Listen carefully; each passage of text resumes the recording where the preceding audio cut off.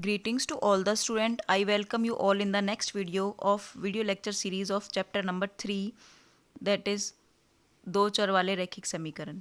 ठीक है, तो ये स्टैंडर्ड का क्वेश्चन पेपर है मिड टर्म का 2023-24 का। चलो देखते हैं इसमें किस प्रकार के क्वेश्चन आए हुए हैं और उनका सॉल्यूशन भी फाइंड करने की कोशिश करते हैं।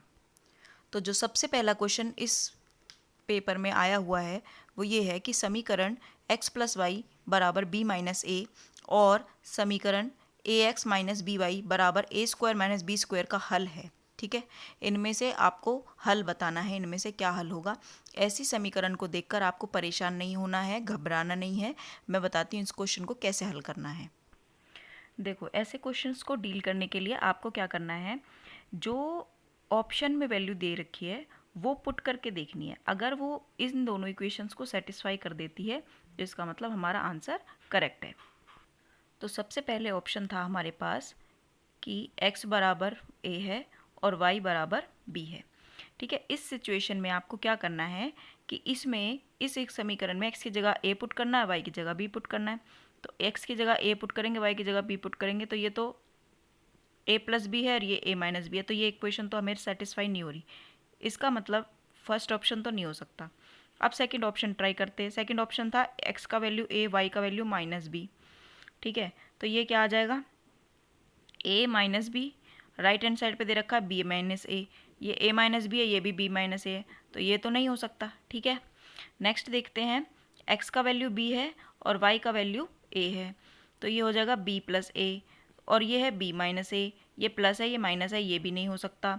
चौथा वाला ऑप्शन देखते हैं, तो बचा है x - a और y का वैल्यू b, यानी -a प्लस में b बराबर b - a। थोड़ा सा अरेंज करके लिखेंगे तो ये हो जाएगा b - a बराबर b - a। इसका मतलब ऑप्शन नंबर 4 जो है यानी डी ऑप्शन हमारा करेक्ट आंसर था। ठीक है, चलो अब देखते हैं नेक्स्ट क्वेश्चन कैसा था। तो यहाँ आप देख सकते हैं कि नेक्स्ट क्वेश्चन आया हुआ है क्वेश्चन नंबर 11, समीकरण निकाय 2y - x बराबर 8, 5y - x बराबर 14 के लिए सत्य है। ये इस तरीके से समीकरण दिए हुए हैं, हम इन ऑप्शंस को बाद में चेक करेंगे। सबसे पहले हम समीकरण को लिख लेते हैं। तो यहाँ मैंने समीकरणों को लिख लिया है। बेटा, मैंने आपको एक चीज़ समझाई थी कि अगर कोई समीकरण बिगड़े हुए रूप में लिखा हुआ हो तो आपको वो सुधार कर लिखना है। आप यहाँ देख सकते हैं y पहले लिखा हुआ है, x बाद में लिखा हुआ है, तो हम इनको अच्छे से अरेंज करके लिखेंगे। पहले x लिखेंगे, y लिखेंगे, ताकि जनरल पैटर्न फॉलो हो सके। तो माइनस का x था तो -x आगे लिखेंगे। ध्यान रहे जिसका जो निशान है वो साथ लेकर जाना है। और y 2y प्लस का था तो हम इसको ऐसे लिख लेंगे। ये हो गया हमारा पहला समीकरण। इसी तरीके से -x प्लस में 5y बराबर में 14 हो जाएगा, ये हो जाएगा दूसरा समीकरण। ठीक है, तो यहाँ पर पहले समीकरण से a1 b1 c1 का वैल्यू निकालेंगे, तो a1 का वैल्यू क्या हो जाएगा -1, b1 का वैल्यू कितना हो जाएगा 2 और c1 का वैल्यू हो जाएगा 8। ठीक है, 1 x के आगे कुछ भी नहीं है तो आपको समझ जाना है कि हाँ 1 लिखा हुआ है।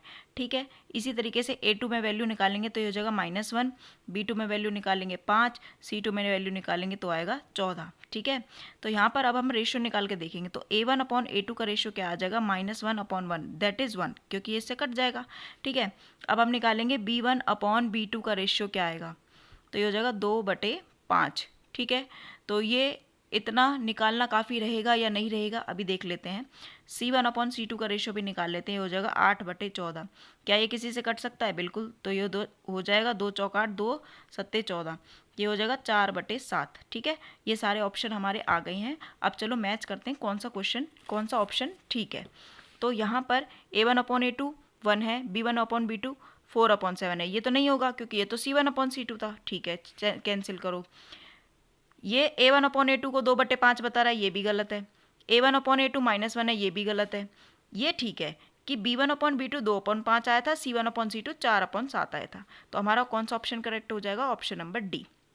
ठीक है, इस वीडियो में इतना ही क्वेश्चन करेंगे, इसके बाद मिलते हैं नेक्स्ट वीडियो में। तब तक के लिए चैनल को सब्सक्राइब कर देना, शेयर कर देना। Thank you.